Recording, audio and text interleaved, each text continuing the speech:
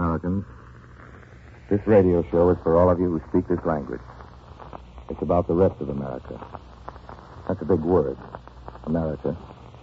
It's easy to forget how much it means. It's a big subject. In case I get something wrong or you have any questions to ask, I wish you'd just phone me up here at CBS. I'd be very glad. Hello? Who's speaking? Who are you? I'm Orson Welles. Okay, you're Orson Welles. I'm one of your listeners. I took you up on that offer. What can I do for you? Don't read us any lectures about loving our country. That's what you can do. I wasn't going to. Well, don't. I love my country without you telling me to, and so does everybody else. Okay? Okay. And another thing. Yes? What do you mean by saying the show you're doing is only for Americans who talk English? Everybody in America talks English. I've got you there. I was just saying it's easy to forget how much America means when you called up. You say we all love our country, and of course that's true, but do we all love America? Do you realize what America means? For us, there's our part of it first. Our neighborhood, streets, and stores. The house we go home to. Neighbors' houses. A church, a school. Our precinct.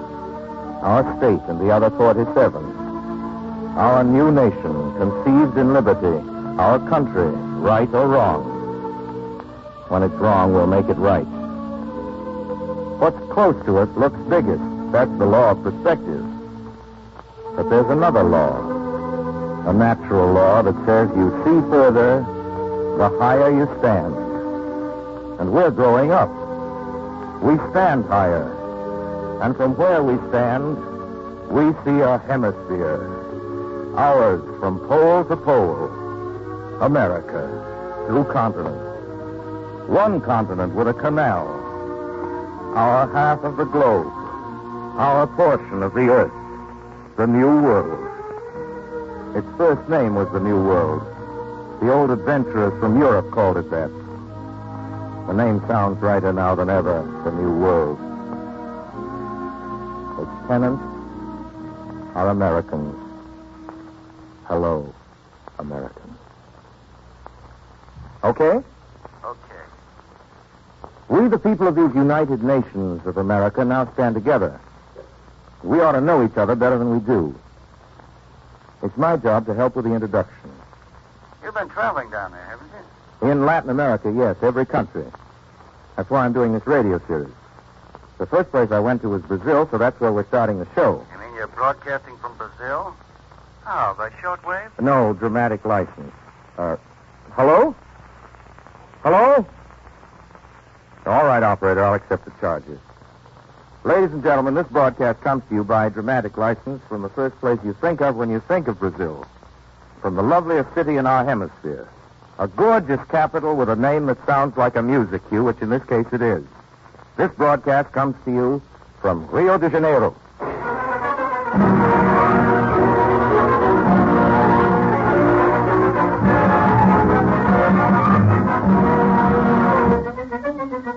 The Carioca. I've always liked that tune. Cariocas are what you call inhabitants of Rio. It's a word like Angelino or Maverick or Hoosier. They're a special sort of people, Cariocas. They get an extra lot of fun out of life, which is understandable when you consider where they live. And they're the best-natured folks I've ever met.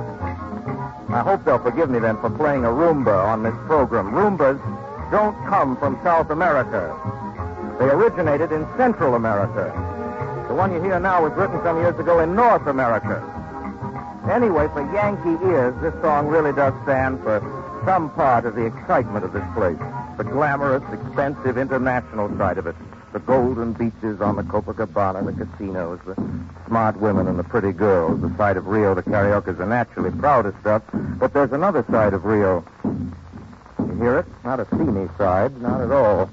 Even if smart isn't the word for it. No, indeed. If Rio's backyard isn't exactly gala, it's even gayer than Rio's front lawn. There isn't a jazzsmith up north who could ever express it. It's set to music, but the music's all its own. Rich, deep, Brazilian. Comes rolling down to Rio from the hills. Throbs in the streets. Everybody dances to it. Called samba. It's scramble the two words music and Brazil together and then unscramble them again, you end up with the word samba. Also, if you scramble a moderate number of Brazilians together and then unscramble them, you find out they've been dancing the samba. I think they'll admit they need very little provocation to begin with. And once they've started dancing, they need no encouragement at all to continue. No one is standing by to give them the rhythm. They roll their own. Using matchboxes, straw hats, tabletops, little pieces of wood, anything at hand. If no one is standing by to stop them, they're quite capable of dancing until dawn, and then another dawn, and then still another. From all this, we neighbors have guessed that the samba is quite some phenomenon. Dig that rhythm, you cats. That's the Amazon and the conga talking.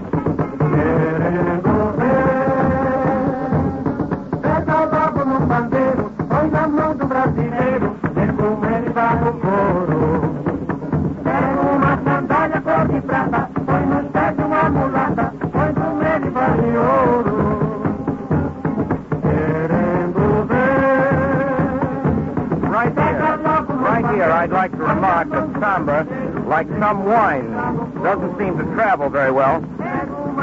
Anyway, I've heard sambas up in the States, seen groups of my fellow citizens dancing what they hoped was samba. And from where I stand, which is right in the heart of the samba country, I can tell them now they don't know the half of it.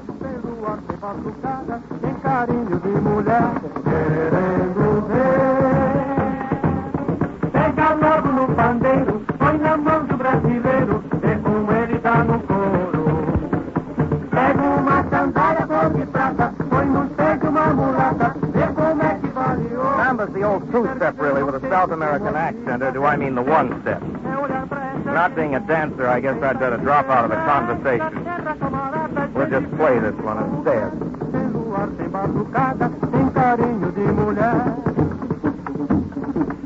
You listeners up in North America, try it. Roll up the parlor rug, grab your best girl, and see what you make of it. Para!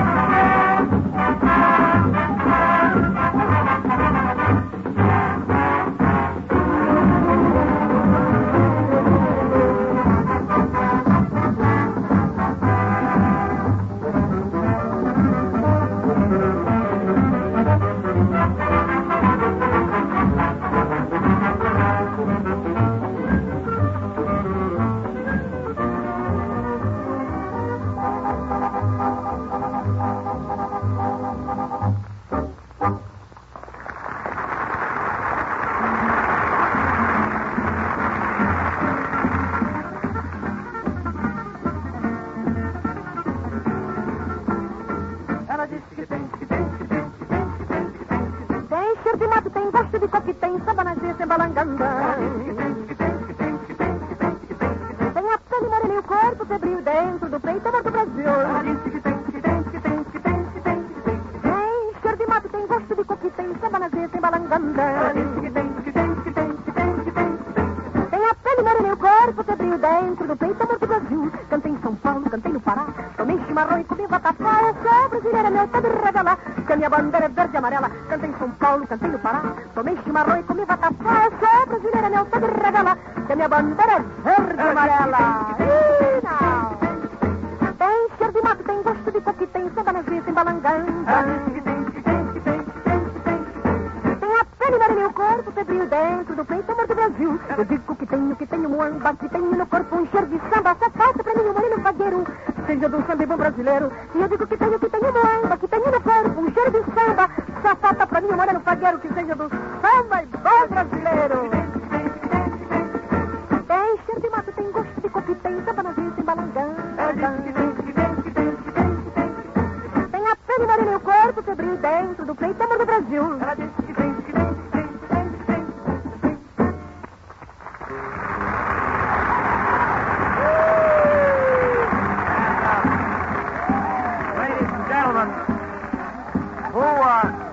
Who do you think is doing the singing? North America's South American favorite, Carmen Miranda, no other.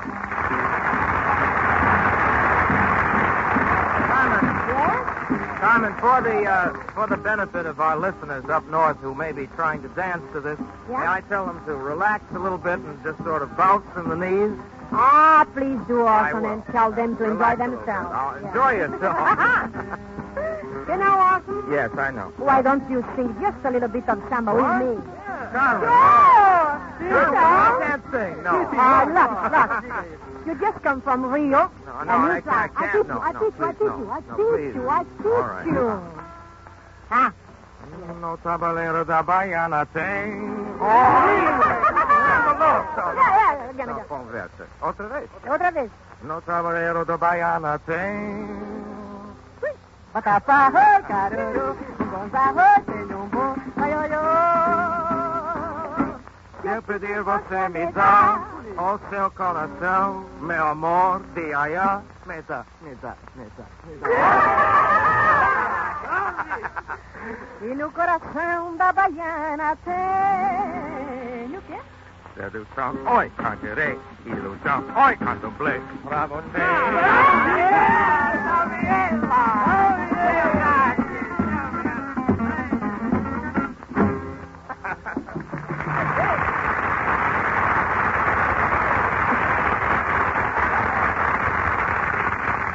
You know, ladies and gentlemen, there's a lot more to samba.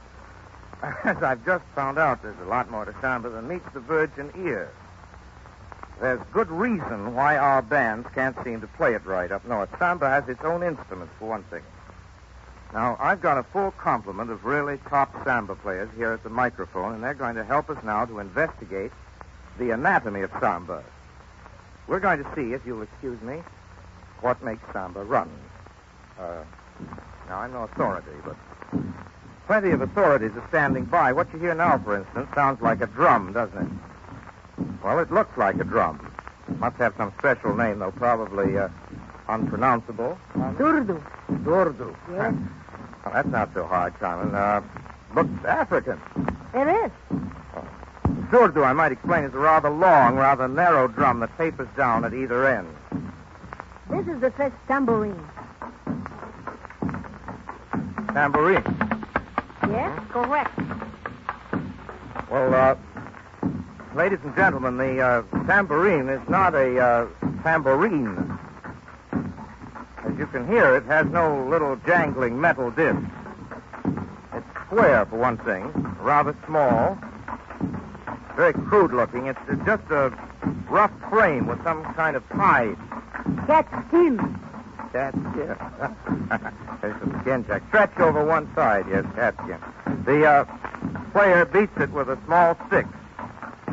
The name of the stick doesn't matter. It's just a stick. This is the second tambourine. Ladies and gentlemen, tambourine number 2. And this is important. The second plays a different rhythm from the first. I was noticing that, Constable.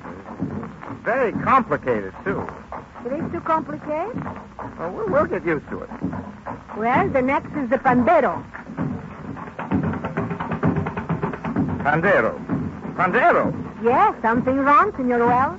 Well, no, Pandero. I was just confused for a minute. It's all right now. Ladies and gentlemen, this instrument, oddly enough, is exactly like our tambourine. Well, that's the way things are. Yes, you're quite right. I ought to say that the pandero, is played with the bare hands, one shaking it, the other beating the rhythm. Now we shall go on, yes? This is the reco-reco. Reco-reco. Yes? Why is it called the reco-reco? Well, because it's the sound that makes it. Because it's the sound it makes. That's a very good reason. The reco-reco is a long block of hard wood with notches in it, and the sound is made by scratching another piece of wood over the notches. You want to say more about reco-reco? No. That about covers it. All right. Now you hear the ganza. Ganza. The ganza is a longish metal cylinder filled with pebbles or beads or teeth or something. The gentleman here handles it with all the flair of a bartender shaking a cocktail shaker. Now we hear the cuica. What's that, Carmen? Cuica. The cuica. Cuica. Well, this weird sound comes from a drum. However, if you notice, it isn't beaten like a drum. One end is open, and attached to the inside of the hide is a rod. When you yank it back and forth, that's what you hear. There you have it. Rhythm of the samba. To us neighbors, it doesn't sound easy, and it doesn't look easy. But Brazilian babies can beat out samba rhythm before they can talk. And they can dance to the samba rhythm before they can walk. At least that's what I was told, and I believe it.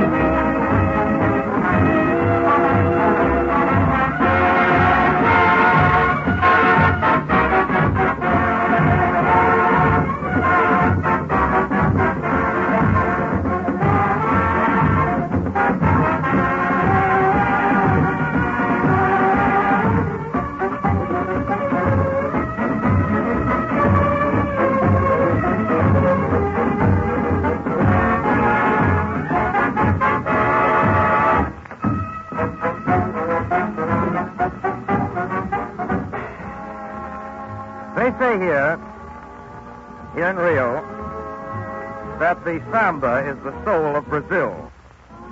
This is a very popular saying, and like many popular sayings, it can be misconstrued. It might lead us to believe, for instance, that Brazilians think seriously of nothing but dancing and singing. This isn't true, as any Brazilian will tell you. That's right, Orton. It is true. Brazil is a big country, a very big country. Indeed it is, and a wonderful one. I like it very much, and every Brazilian likes it very much. I've noticed that, Carmen. Some like the sertões of the north, some like the cattle plains of the south, some like the port cities along the coast, some like the jungles in the interior. But all Brazilians like Brazil, as you say, Carmen, very much. There's a lot to like. There's a lot to tell. There's history and legend and romance. Most people don't care very much for statistics. Depends on what interests you. For instance, if you're a businessman... That's what I am, a businessman. I will tell you something about Brazil. This country is 3 million square miles of the biggest wealth potential on God's green earth. And I really mean green. What you know, they grow 2/3 of the world supply of coffee here in an area 1/4 the size of Ohio, and that's only one item, coffee. Well, I guess if you're an economist, you'd be interested in all the other items, too. Right. I'm an economist. And everything considered, it seems simplest to say that Brazil could feed the world. Everything grows here. Wheat, corn, tea, rice, Yes, sugar, certainly, fruit, tobacco, cocoa, cattle. You could probably go on for quite a while. Oh, yes, I could. But those are only foods. Then there's cotton, rubber, hardwoods, dyes, wax. We'll have to arrange a special broadcast. Until then, let's just say that it's a very fertile country, Brazil. More than fertile. Pardon? I'm a mining engineer. I've just been through the state of Minas Gerais. That's the gold country. They've been getting gold out of there for 2.5 centuries. And when they don't get gold, they get diamonds. Big ones, too. Great big ones. But I'm not so much interested in that. Something more interesting than gold or diamonds? Not as romantic, maybe, but I'm more interested in the manganese. You need it to make steel. They've got enough here, untouched, to make new ball bearings for the entire solar system. And they've got the iron to use it on up in the valley of Rio das Velhas. Biggest iron ore deposit on Earth. Good thing to have, especially these days. Well, Brazil's got it. Fabulous country. Well, they say that God is a Brazilian. Oh, excuse me. Would you repeat that and then explain yourself? Certainly. I'm a sociologist, and I was just quoting a Brazilian saying. God is a Brazilian. That is why he favored this country with so much. Matter of fact, it's estimated that Brazil could contain 900 million people with plenty of living room and food and comfort. Well, that's half the world. Only about 45 million here now. But where would all the extra ones fit? You can't send them into the jungle. No, sir, you're absolutely right. You can't send them into this jungle. There's nothing like it. I'm an explorer, been at it 40 years. Seen everything in Africa and India and Malay, every place. And take it from me, there's nothing like the Brazilian jungle. So thick you can't get in, and when you get in, you can't get out. So how can you live there? Well, people live there now. Indians. Exactly, people. The odd thing is that there is not a square mile of Brazil that can't be lived in. And this is true even though huge areas are impassable now and others are unexplored. Which means simply that Brazil today is the last great frontier. Someday, though, the jungle, like the other frontiers, will be pushed back. Do you agree, Mr. Explorer? It'll take a dang big push. It's going to happen, there's no doubt of it. That's why I'm glad we naturalists have been busy collecting specimens and making notes before it gets too late. I suppose it goes without saying that Brazil is a naturalist paradise. Charles Darwin put it this way. Brazilian scenery, he said, is nothing more nor less than a view of the Arabian Nights with the advantage of reality. Oh, I'll have to remember that about the Arabian Nights. It's very accurate. You can take an hour's walk around the city of Belém, for instance, and get about 500 different kinds of butterflies. Then there are the flowers, the insects, the animals, all in unbelievable profusion. Monkeys, vampire bats, hummingbirds, jaguars, stingrays, crocodiles, giant snakes, parrots. Oh, that's what I like, the parrot. We just got married. My husband and I mean. And we were in Rio on our honeymoon, and there's a restaurant we went to where you sit on a terrace, and right there you can reach out and touch the jungle. And the parrots come out and look at you. My wife wants to take at least 2 dozen parrots back home with her. Me, I'm an architect, and I'd prefer some of the Baroque colonial buildings I've seen. You don't find a better example of that sort of thing in Minas or Bahia. That's quite a problem, moving large buildings from one country to another. I think it's been done, though. Castles or something like that, and crates. Oh, he's just joking, but I'm serious about the parrots. Maybe there won't be any more when there's no jungle. Hey, you ought to see that jungle. I'm going to. Too bad it's going to be done away with. We'll have to chart it first. Most of it's never been seen. That's going to take some little while. It will be done. What's going to happen to you gun and camera boys when there's nothing left to explore? And without a good jungle in the world, what are the adventure story writers going to do? We'll pass over that question for the moment. Your credentials, please. I'm a writer. Came down here to Rio to do a family novel about my hometown, Elko, Nevada. Distance lends perspective. What I like here are the air-conditioned skyscrapers. There's certainly nothing new to you. Contrast. That's new. You go up to the top floor of one of these slick buildings and look out towards the hills and see real jungle. Dances and music right from Africa. Skyscrapers and jungle. I like that. And I like the idea of a drop of blood here in Rio. What about a drop of blood? Well, First, there are the Portuguese. Spanish, Arabic, Nordic, Greek, Moorish. Portugal's the melting pot of Europe. All right. The Portuguese come to Brazil. And then others come from Europe and Africa and North America, so that today a drop of real Brazilian blood is an honest-to-goodness drop of all mankind's blood. That's true. And it occurs to me that since men in the world have to live with one another and get along somehow, they might learn a great deal about tolerance and quiet decency from the Brazilians, who have the blood of all men. Remember the story about the committee of blind men who investigated the elephant? They handed in quite a report. One of them said the elephant was shaped like a tree trunk. One of them said he was a snake. One of them said he was a sword. One of them insisted he was made out of a length of manila rope. One of them thought he was a wall or a sort of dry whale. I forget just how it goes. Each expert had a different point of view. That's what I'm trying to say.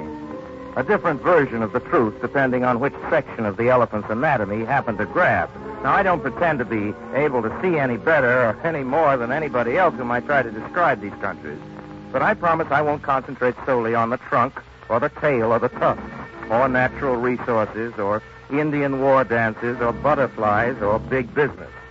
It's not easy. But I'm going to try to outline enough so you can fill in enough to get some notion of what the other half of America really looks like.